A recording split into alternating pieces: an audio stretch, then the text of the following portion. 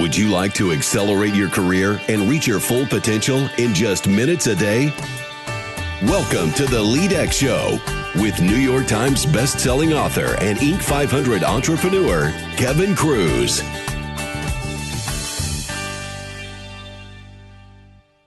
What are the steps you can take to bridge the gap between you and millennials? Hello everyone, Kevin Kruse here, helping you to achieve your full potential 5 days a week. And in just a minute, we're going to talk about next generation leaders in the workplace. But first, don't forget to visit LEADx.org, where you're going to find hundreds of articles from dozens of the best business writers out there. Visit LEADx.org. Our guest today leverages his experience as a CEO, attorney, and senior sales and marketing executive to help companies bridge the gap between managers and their millennial workers. He's the founder and CEO of Launchbox, and his new book is Chasing Relevance, 6 Steps to Understand, Engage, and Maximize Next Generation Leaders in the Workplace. Our guest is Dan Negroni. Dan, welcome. Thank you. Thank you for having me. I'm excited to dive into your book, Chasing Relevance, in just a minute. But I always start with a universal question, which is, can you share a time when you failed, maybe early in your career, and what were some of the lessons learned? You know, it's such an interesting question, and we talk about failure being the absolutely most important thing you can learn from. And so if I could just give you one time, I'd be a very lucky guy. But maybe that means, and I think that's something we need to teach our young, because we're so afraid of hurting their feelings and getting them scared, that failure is good. And so I can't think of one time. I can think of many, many times. I can tell you I've been fired when I was at the peak of my career from probably the biggest business I ever built. Yes, I got a handsome check, but that was certainly one failure. But I would say that the biggest failure that I've had to struggle with my entire life is the really almost kind of this inner desire to help people so much that I overtalk or overspeak. And it's in an effort to help people. And I would say that the thing that I've learned the most to deal with that desire to want to tell people, oh my God, it's so clear how you make it better, how you become a leader. Let's just open this up, is to kind of sit back and stop sucking all the air out of the room and really, really listen. And the biggest trigger to dealing with that type of failure all the time is to really focus on how you're serving the person who you're talking to in the audience. And I would say that that is the biggest lesson I learn and continue to learn daily from helping people. Wow, that's great, Dan. Yeah, the focus on listening, even if the talking is coming from a good place, an urge to help. So your new book is Chasing Relevance. So let's start with the big picture. Why are millennials? Why is this generation so important? Well, all generations are important. This one particularly is important for us in business for a bunch of reasons. Today, 40% of the workforce in most average companies are millennials. If you look at certain types of companies, like we work with the San Diego Police Department, real estate companies or high-tech companies, you have as much as 70 to 80% millennials in the workplace. So in the next 10 years, 75% of the workplace will be millennials, no matter where you are. So they are certainly a force to be reckoned with. They are also the future. They are our kids. They are our employees. And more important than anything, they are also our customers. And so we must get it right. 2.4 billion people in the world are under the age of 30. I don't know any business in the most disruptive world we've ever lived in from a technology perspective that could dismiss that amount of people. And we do it regularly. And we have a really negative soundtrack. And everyone talks about the problem. Even Simon Sinek in his wonderful speech about why millennials are the way they are has not given solutions of how to solve the problem. And so that's what our book focuses on is, all right, we got an issue here. We're not getting along. We have all these views and all these myths really about each other. How do we figure out a solution to attract, engage, and really empower both our millennial employees and our customers? Wow, Dan, that is powerful stuff. 2.4 billion, and you're right. At the time we're recording this, it was about a week or two ago that Simon Sinek, a clip from an interview he was doing, really went viral. And I hadn't even thought about it. As good as some of that content was, what you see and hear from it, and in all the other places, are the problems working with the millennials, or here's why they're messed up. Exactly. Well, exactly. At least Simon did a great job of describing to us the challenge we had. He broke it down into 4 steps, and it was great. But so what? And it's really interesting since his video, we only wish we could get attention like that, and we will, because we know what we're doing is changing the world, one millennial and manager at a time. However, we've had 3 or 4 customers say, I saw that, and I realized there were no solutions. And you guys have a program to give us solutions, and it's based on, just like I said before, the audience being the millennial and the audience being the manager, and how to teach them skills to connect. And so this is a perfect setup for the next question, which is, your 6-part sort of solution. You've come up with this acronym, which I'm always grateful for because I forget things. You call it BRIDGE. And listeners, obviously we don't have time to go through this all deeply. Go out and get the book, Chasing Relevance. But Dan, summarize for us. What is BRIDGE? Yeah, so BRIDGE is a 6-step process that really connects any disparate groups or connects any types of people. We call it connection currency.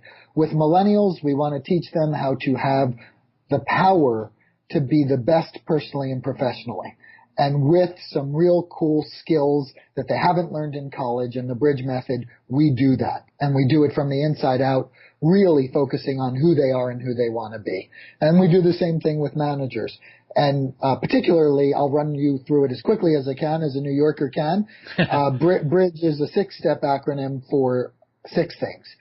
B is the first part, which is you need to bust the myths. Millennials are not all this, and managers are not all this. And the stereotypes of millennials are entitled and disloyal may be true in some respects, but really when you look at the statistics, they're not. They're great young minds that need to be taught and guided how to be their best selves. And for crying out loud, we as managers have a duty to do that, like every generation has done this before. We've been complaining about the generation before since the time of Socrates and Plato. And so what? Let's stop. It's compounded because of technology and all the noise.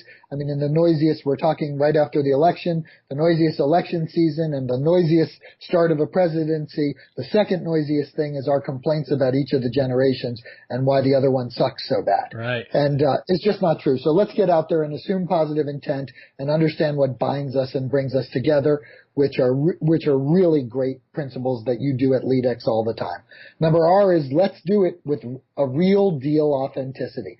The number 2 thing that millennials, the number 1 thing they want is the ability to learn and grow, as we all should have. The number 2 thing they want is authenticity because they've been bombarded through technology with a crazy amount of inauthentic things to just get them to buy things or get their mind share. And here's the deal. If you want to create a great relationship with someone, you tell them the truth, you are authentic, you teach them how to grow, you tell them what was good, you tell them what was bad, and together you learn. And so often in the workplace, we forget that step because it's so hard to be honest and say, you know what? I just heard 2 people, I'll give you a quick example, talking about they met someone at a trade show and they were a close talker. And I said to them, the woman said, he was in my face. And I said, well, why didn't you tell him? And she said, how could I tell him? I said, well, you could tell him nicely. Like, wow, I really love you. You're super dynamic. I love what you're selling, but you're kind of in my personal space. Has anyone ever told you that before? Because I think if you just dropped back another 6 inches, every conversation you would have would be 20 times better and you'd get the result you're looking for. Well, of course they said I should have said it, but no one says it. Right. And so we have to have real deal, communication and authenticity. I is owning your own stuff. Managers need to understand that their job is to create a legacy with their employees and to manage and guide and grow people for the good of the business and the good of themselves and the engagement of the workforce. Millennials' job is to do that as well as learn, grow, and contribute in a respectful way that respects the audience. Each side needs to completely understand what their responsibility is personally in doing those things. That's I. Those are the 3 individual steps. The next 3 are kind of group steps. G is keep your goals in mind, but remember that they need to be individual goals, team goals, and corporate goals, and you need to be discussing them all the time. I'm sorry, I forgot D. I should learn how to spell. D is delivering value, and that's about what I talked about at the beginning, about making it about the audience and making it about other people, because you never fail if you are delivering value to other people and you have their perspective in mind. And E, the last thing, is how do we all work to create a culture that empowers this real communication and this real ability to go and work together and create results without so much of the nonsense. And the model's simple. We have all these exercises, and each person needs to be coached on them as you take that person, because everybody is different, whether you're in a Gen X or a Boomer or a Gen Z or a traditionalist, it doesn't matter. We have to teach people on their terms the way they learn, and that's our role. And we have to learn that way. Wow, it's great, and I wish if we were on video, you and our then viewers would be seeing all the notes I'm taking here on a piece of paper to emphasize some things. I mean, this idea of connection currency, and it all starts with assuming positive intent. I mean, it all has to start there. And listeners, you hear I speak a lot, and a lot of our guests talk about authenticity. And again, Dan's emphasizing authenticity leads to trust. I mean, nothing really happens until there's that trust in the relationship. And when you're willing to share what you know, and also you're willing to say, I don't know, or here's what I've done well, and here are some mistakes I've made, that breeds trust. And those are some fundamental principles. And Dan, are there things that I think, I'm talking leadership all the time, so I'm always thinking about how can leaders connect and get the full potential out of millennials. What would be some practical advice if we flip that around? Do you have a message to millennials about, I'm not exactly sure what they're thinking about a guy like me, 49-year-old boss, but any tips on how to, connect better with the older generations? Yeah, I mean, I think, look, the number one thing we and I wouldn't say beat, but we're very bold in it, is that the most important person in any story you tell in any connection currency is your audience. So millennials, be aware that your audience is a little bit different than you. And some of them may have the view that they worked hard and did it all themselves.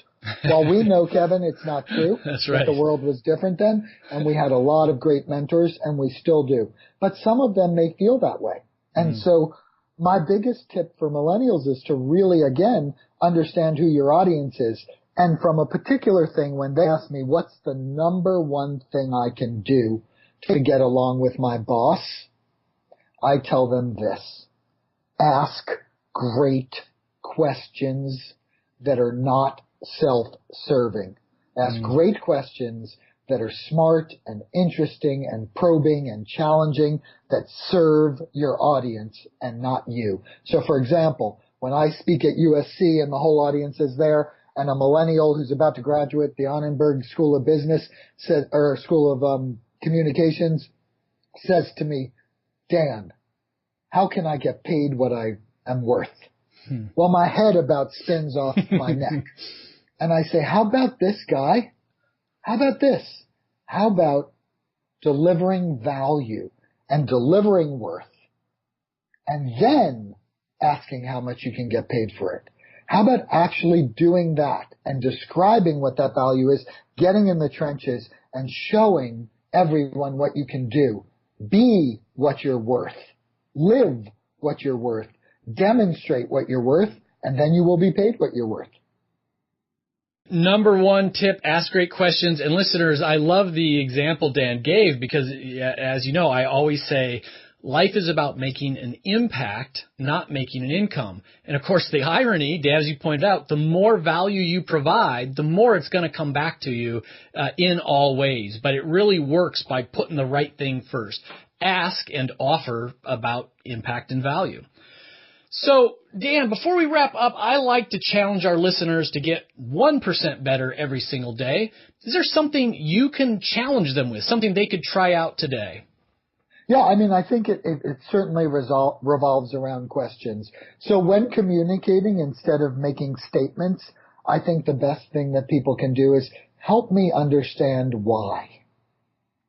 And I just think that changes the nature of the conversation so much that we can all then realize that we're on the same page to get together and to win. The other thing that I love is, do I have permission to give you my opinion? 95% of the time, the person will say yes. And then when you're being authentic or providing value that's real, they kind of have, the power is shifted where you gave it to them to allow you to do it. And then they really have to receive the message much more boldly because they seceded the power by giving you permission. So if the advice is great and the second follow-up question is great, you win every single time because you're really looking to understand what is that person that's listening to me, the receiver, looking to get from this conversation. And one great question before I start every meeting in my sales capacity is, what are you looking to get out of today's meeting, and how can I provide you the most value in our time together? Oh, that's great. Right. Just asking it directly right up front. Absolutely. I love it. Dan, what's the best way our listeners can find out more about you and your work? Yeah, we have a website called www.launchbox, LAUNCHBOX365.com. Our book, Chasing Relevance, www.chasingrelevance.com. And then I think we're Dan Negroni on Instagram, Twitter, and Facebook, and also Launchbox 365. So there's lots of ways to find us. We want to serve. We want to help. We want to coach people to be their best selves. And we want to get the world to really understand how great millennials are and get millennials to really push themselves to be that great.